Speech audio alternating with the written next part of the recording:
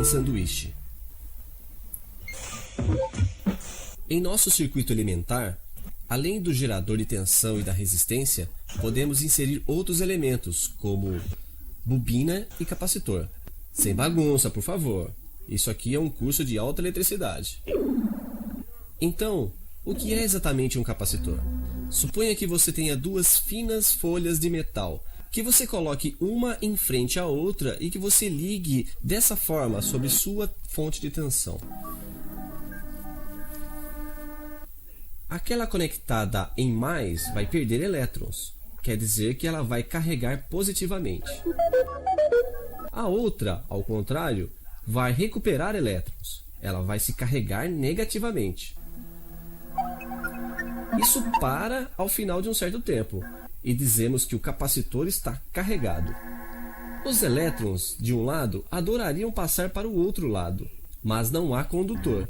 Eles não podem passar. Mesmo assim, para dissuadi-los totalmente, eu coloco entre eles um isolante muito melhor que o ar, e que em termos técnicos chamamos de dielétrico. Um capacitor é, portanto, um sanduíche de dielétrico entre duas fatias metálicas, frequentemente em rolo, para que ocupe menos espaço. No cotidiano, ele se parece com isso. Mas você diria, onde está o interesse em colocar em um circuito coisas que vão impedir a corrente de passar? Impedir a corrente de passar? É preciso ver isso. Pois quando eu fecho o meu circuito sobre a fonte, o capacitor vai se carregar. De um lado, há elétrons que chegam.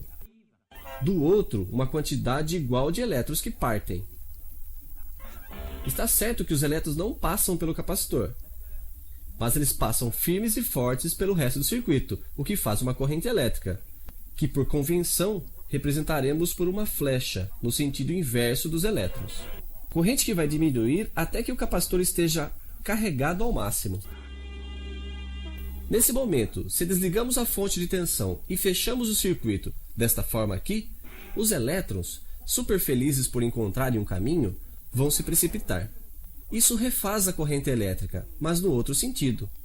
Corrente esta que vai diminuir até que o capacitor esteja descarregado. E poderemos recomeçar.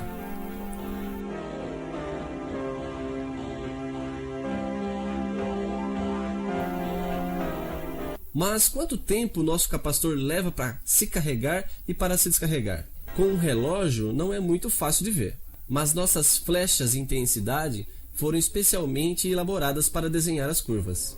Assim, no momento da carga, ela desenhará isso aqui. No momento da descarga, a corrente vai do outro sentido e ela desenhará isso aqui.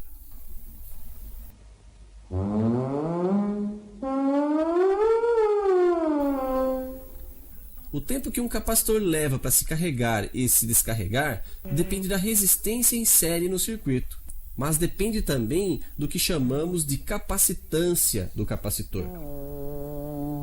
É, de um certo modo, a quantidade de elétrons que ele é capaz de armazenar de um lado e de perder do outro. E essa capacidade é proporcional à superfície das duas folhas de metal do meu sanduíche, chamadas de armaduras.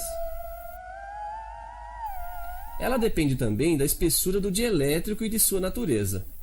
Essa capacidade do capacitor se exprime em Faraday, ou microfarad, que vem do nome Michel Faraday, o charmoso rapaz que a domou.